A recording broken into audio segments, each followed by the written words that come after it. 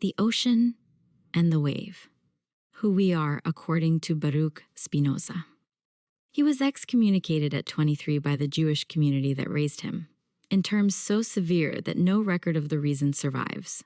He spent the rest of his life grinding lenses and thinking, alone, in a sequence of Dutch boarding houses. What he produced was the most complete and most radical philosophical system in the Western tradition, and a vision of what we are that makes everything the previous philosophers said about the self look like a conversation conducted in a very small room.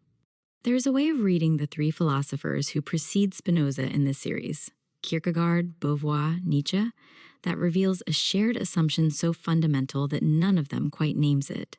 All three are asking what the self must do: choose genuinely, resist the structures that constrain the choosing, create the values that make the choosing meaningful. All three begin from the individual, the single, specific, irreducible human being standing before the question of what her life is for, and treat that individual as the primary unit of philosophical inquiry, the thing that must be understood before anything else can be understood. Spinoza does not begin there. Spinoza begins with everything. He begins in the Ethics, the masterwork he spent most of his adult life writing and never published in his lifetime, knowing the publication would be the end of whatever remained of his social existence, with God. Not the personal God of the Jewish tradition in which he was raised, not the Christian God of the surrounding Dutch society, not a God who creates the world and intervenes in it and hears prayer and rewards the righteous.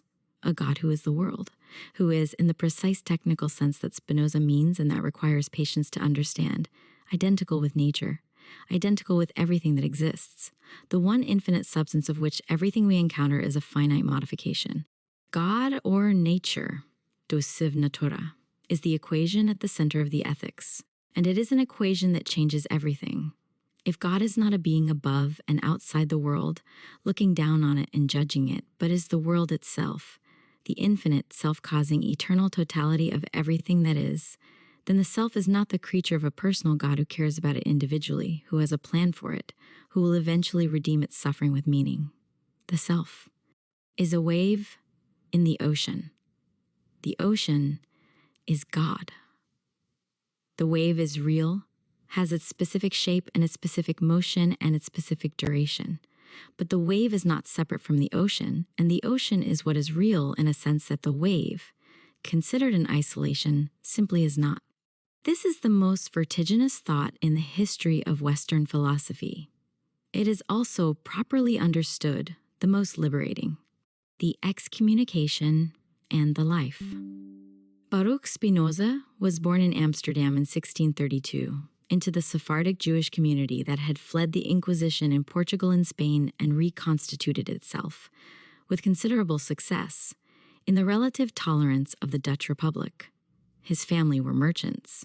He was educated in the Jewish tradition, in Hebrew, in the Bible and the Talmud and the medieval Jewish philosophy that formed the intellectual backbone of the community.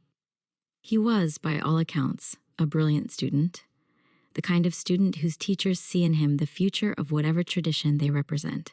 In July 1656, the community issued against him the most severe form of excommunication available in Jewish law, the cherem, in terms of denunciation so extreme that they have few parallels in the history of the practice.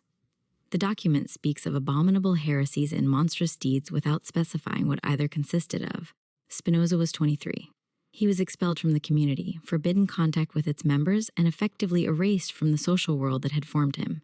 He never returned, never reconciled, never recanted. He changed his name from Baruch to Benedict, the Latin equivalent, meaning blessed, and spent the remaining 21 years of his life outside the community, working as a lens grinder, corresponding with the leading scientists and philosophers of Europe, writing in Latin for an audience that would not exist until after his death. He was offered a professorship at the University of Heidelberg and declined it on the grounds that academic employment would constrain his freedom of thought.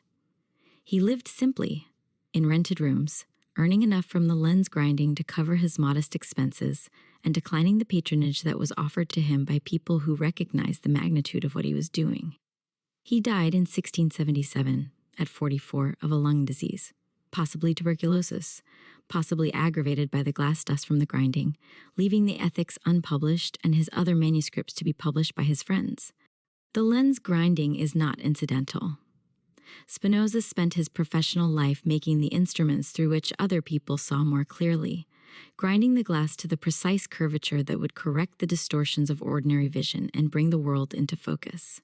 The ethics is the same activity conducted at the level of the mind, the sustained, patient, technically demanding effort to correct the distortions of ordinary human perception and bring reality into focus. The instrument is different. The vocation is the same. One substance. Infinite attributes. The ethics is written in the manner of a geometrical proof. Definitions, axioms, propositions, demonstrations, corollaries, notes, as though the truths it contains could be derived with the necessity of mathematical theorems from premises that no honest mind could deny.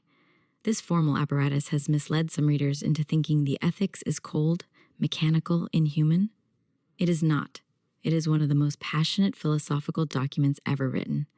Passionate with the specific passion of someone who has seen something that changes everything, and who is trying, with every formal tool available, to make the reader see it too. The first thing it establishes, the thing on which everything else depends, is the claim that there is only one substance.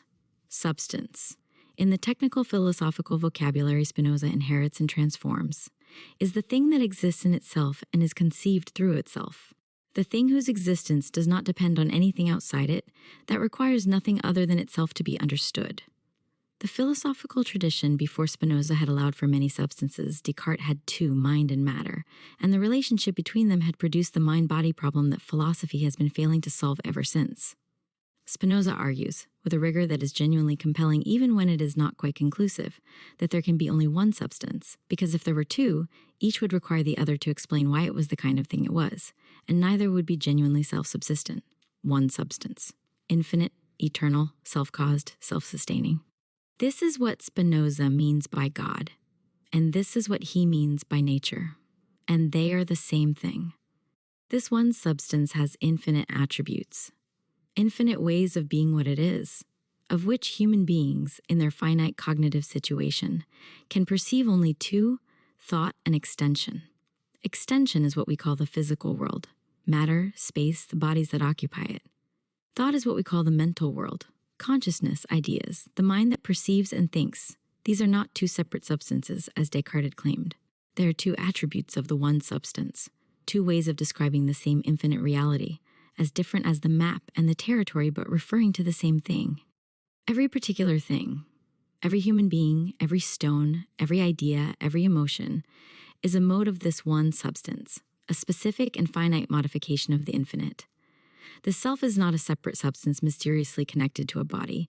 It is a mode, a wave in the ocean, a particular configuration of the one substance's infinite expression. It is real. It has its specific character, its specific duration, its specific place in the infinite network of causes and effects that constitutes the whole. But it is not, in the deepest sense, separate. Its separateness is a function of its finitude, of the fact that it is this particular modification rather than the infinite whole, and the perception of separateness, while practically useful, is, in Spinoza's account, a kind of cognitive limitation, rather than a final metaphysical truth. Canatis. The striving that is you. Every finite mode, every particular thing, including every human being, strives to persist in its own being. This striving Spinoza calls canatis, and it is the most important concept in the ethics for the question of who we are, because it is the concept that connects the vast metaphysical architecture of the one substance to the specific lived experience of being a particular self in a particular world. Canatis is not a desire exactly, not a conscious choice to continue existing. It is the fundamental tendency of every existing thing to maintain and express its own nature, to resist dissolution, to continue being what it is for as long as its circumstances permit. It is, in Nietzsche's vocabulary, and the connection is not coincidental. Nietzsche read Spinoza and was electrified by him, something like the will to power understood as the drive towards self-expression rather than domination. It is in every living thing, and it is what every living thing, in its own way and at its own scale, is fundamentally doing when it does anything at all. In human beings, conatus is complicated by the fact that we are complex modes that are composed of many parts, that exist in constant interaction with other modes, that have both bodies and minds, and whose striving therefore takes both physical and mental form simultaneously. The human conatus is desire, the fundamental drive of the whole person, body and mind together, toward whatever she perceives as good, as conducive to her continued existence and her continued expression of her own nature. Everything we do, Spinoza argues, is an expression of this desire. Every emotion, every choice, every relationship, every project is a specific form of the conatus, the striving expressing itself in the particular circumstance of the particular life. This has a consequence that is initially startling. There is no freedom of will in the conventional sense. The human being does not stand above her desires and choose among them from a position of neutral detachment. She is her desires. Her conatus is what she is, and her choices are the expression of the conatus in interaction with the world around her, determined by causes that extend backward through the infinite network of prior causes that is the one substance expressing itself. She cannot choose to want something other than what she wants, any more than a stone can choose to fall upward. This sounds like the most thorough determinism imaginable. The complete elimination of freedom, the reduction of the human being to a node in a causal network. It is, in a sense, exactly that, and yet Spinoza's account of human freedom, which follows from this determinism rather than contradicting it, is one of the most interesting and most psychologically rich in the philosophical tradition. Freedom as understanding. The freedom that Spinoza offers is not the freedom of the will, not the ability to choose otherwise than one does, to stand outside the causal network and make uncaused choices. That freedom, he thinks, is an illusion, a product of the fact that we know what we want without knowing the causes of our wanting, and mistake the ignorance of the cause for the absence of the cause. The stone does not know why it falls. If it did, it might think it was falling freely. The human being does not know all the causes of her desires. She therefore thinks she chooses them. She does not. The freedom Spinoza offers in place of this illusion is the freedom of adequate understanding, the freedom of the person who knows what she is, knows the causes that have made her what she is, and can therefore act from the fullest expression of her own nature rather than being driven by forces she does not understand and therefore cannot engage with consciously. This is not a small thing. Most human beings, most of the time, are driven by what Spinoza calls inadequate ideas, partial, confused, affect-laden perceptions of themselves and the world that produce passive emotions, fear, hope, jealousy, hatred, the various forms of bondage to external things, rather than the active emotions that express the conatus in its fullest and most self-determined form. The distinction between active and passive emotions is the key to Spinoza's ethics and to his account of human freedom.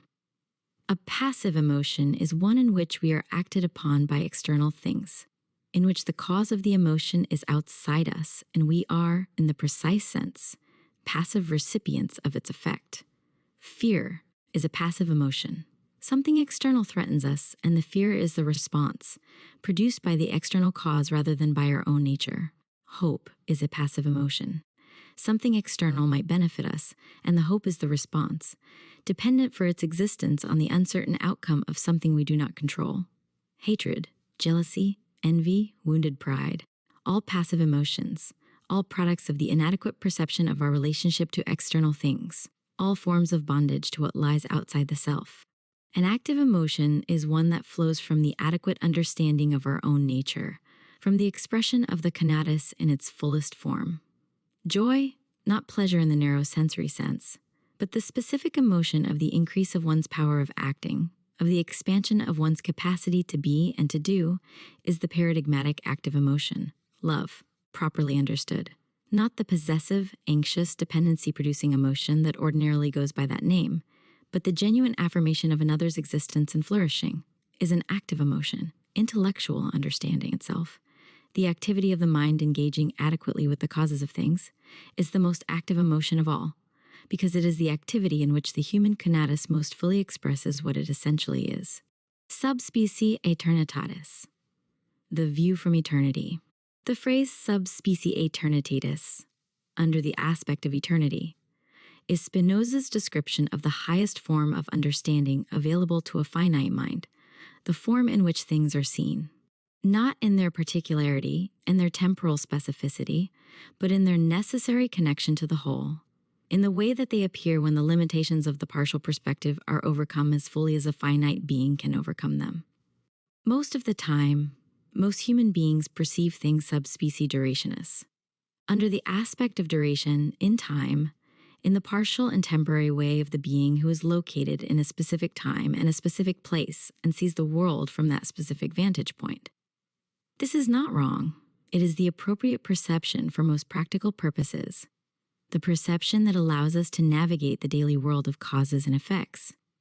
But it is limited in ways that produce the passive emotions and the confusion about freedom and the suffering that comes from the identification of the self with its temporal particularity rather than with its participation in the whole. To see things sub specie eternitatis is to see them as they are in the one substance, in their necessary, eternal, causally determined place in the infinite network of being. It is to see the self not as the isolated, temporal, mortal particular that the ordinary perspective presents, but as the finite expression of the infinite, as the wave that is genuinely the ocean, real in its specific shape, in its specific motion, but not separate from the medium in which it exists and which it expresses. This is the knowledge that Spinoza calls the third kind, the highest form of understanding, and it is both a cognitive achievement and an emotional one. To genuinely understand that one is a finite mode of the infinite substance, that one's existence is necessary in the sense that it follows from the nature of the whole, that the causes that have made one what one is are part of the same eternal network of causes that makes everything what it is. This understanding is, in Spinoza's account, the source of the deepest and most stable form of joy available to a human being, not the volatile, contingent joy of the person who has gotten what she wanted and fears losing it, but the deep, self-sustaining joy of the person who understands what she is and affirms it, who sees in the necessity of her own existence something that connects her to the necessity of everything. He calls this intellectual love of God, amor intellectualis Dei, the mind's love of the infinite of which it is a part, experienced through the act of understanding the infinite.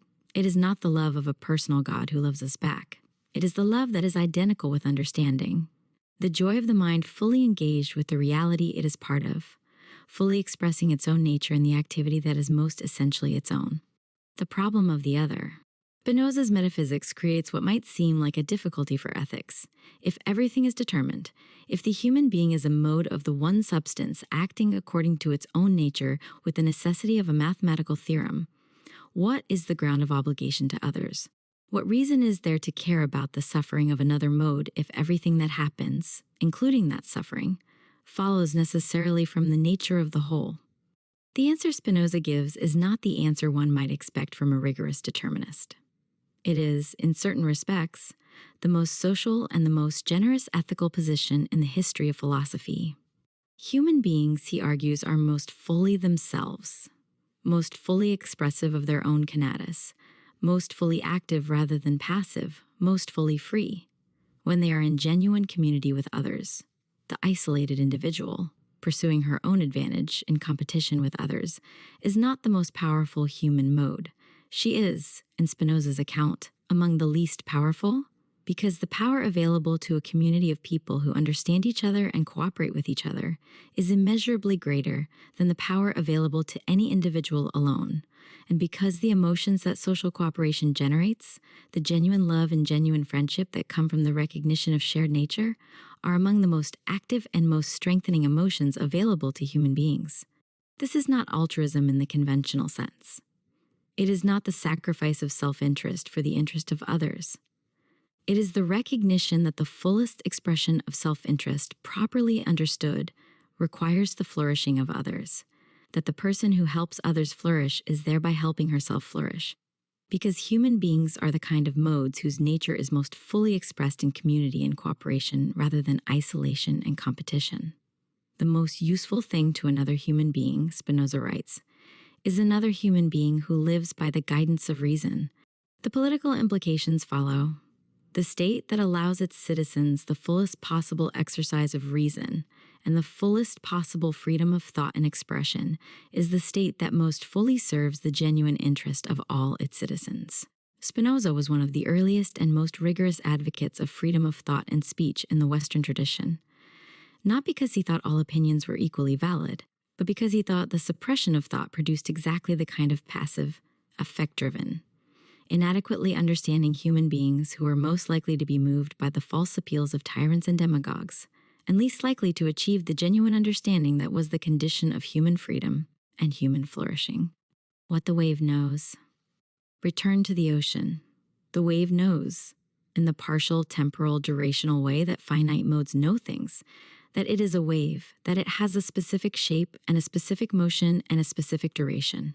It experiences, from within the specific perspective of being this wave rather than any other, the specific texture of its own existence, the way the water moves through it, the way the wind shapes it, the way it rises and falls and eventually breaks and disappears back into the ocean from which it was never, in any final sense, separate. What the wave does not ordinarily know, what requires the specific cognitive effort that Spinoza spent his life describing and advocating, is that it is the ocean, not metaphorically, not as a comforting thought about the continuity of nature or the immortality of matter. Literally, the wave is a modification of the substance that is the ocean, and the ocean is a modification of the one substance that is everything, and the everything is God or nature, and it is eternal, and the wave's participation in it is the wave's participation in eternity. This knowledge, which Spinoza believes is available to any human mind that applies itself with sufficient rigor and sufficient patience to the understanding of its own nature and the nature of the whole, does not make the wave less of a wave. It does not dissolve the specific particularity of the individual life, the specific joys and specific sufferings of the specific person. It recontextualizes them, places them within a frame so large that the passive emotions, the fears and the hopes and the angers that depend on the outcome of specific contingent events, begin to lose some of their hold, not because the events cease to matter, but because the understanding of their place in the whole changes the relationship to them. This is what Spinoza means by blessedness, beatitudo, the state of the mind that has achieved the highest degree of understanding available to it and has found in that understanding a joy that is not contingent on external circumstances, that cannot be taken away by the fluctuations of fortune. That is the mind's own possession, because it is identical with the mind's fullest expression of its own nature. It is not happiness in the ordinary sense, not the satisfaction of desire, not the accumulation of pleasant experiences. It is the specific joy of understanding, of the mind that has seen, as clearly as a finite mind can see, what it is and what everything is, and has found in the seeing not terror but love. Why he matters now, and why he was always going to matter. The three philosophers who precede Spinoza in this series are, in their different ways, philosophers of the crisis of the self threatened by the crowd, by structural power, by the collapse of inherited values. They are responding to conditions of fragmentation, of the loss of the frameworks that used to hold things together, of the terrifying freedom that results from the absence of foundations. Spinoza does not respond to fragmentation. He denies that fragmentation is the ultimate truth. He says, look more carefully. The fragmentation is a product of the partial perspective, of seeing the wave without seeing the ocean, of seeing the particular without seeing the whole, of seeing the self in its isolation without seeing its necessary connection to everything that is. The partial perspective is real, and it is practically necessary, and it should not be simply abandoned. But it is not the final truth about what exists or what you are. In a moment of profound disconnection, the disconnection of social atomization, of the algorithmic dissolution of community into competitive individualism, of the environmental crisis that results from treating the natural world as an external resource rather than the substance of which we are a modification. Spinoza's insistence that the separation is not final, that the self and the world are not genuinely other to each other, that the most adequate understanding of what we are is an understanding of our participation in the whole rather than our separation from it. This insistence has a quality of urgency that it did not have when it was first expressed. He was not proposing a comfortable mysticism. He was not telling people to feel connected to the universe and thereby achieve peace. He was making a rigorous philosophical claim that the substance of which we are modes is one, that our apparent separateness is a function of our finitude rather than an ultimate metaphysical fact, that the adequate understanding of this claim is the condition of the highest human freedom and the highest human joy. The rigor matters. The claim is not warm. It is true, or it is as close to true as a finite mind working in the 17th century with the tools available to it could get, and the implications of its being true are, for the question of who we are, more radical than any of the implications of the three philosophers who preceded it in this series. We are not the isolated self that must choose. We are not the situated self that must resist. We are not the self that must create its own values in a valueless world. We are, if Spinoza is right, the specific, finite, temporary, real expression of the infinite substance that is everything. The wave that is the ocean, knowing and not knowing this, striving and not striving, free and not free, mortal, and, in the only sense that matters, eternal. The lens grinder in the Dutch boarding house, grinding glass to help other people see, knew this. He wrote it down in a form so rigorous and so demanding that it took 2 centuries for the world to be ready for it. We are still, in most respects, not ready. But the readiness is the work. The understanding is the freedom. And the freedom, when it comes, is not the freedom of the isolated will, but the freedom of the wave that has recognized the ocean, the boundless, self-causing, eternal ocean that it has been, all along, all along.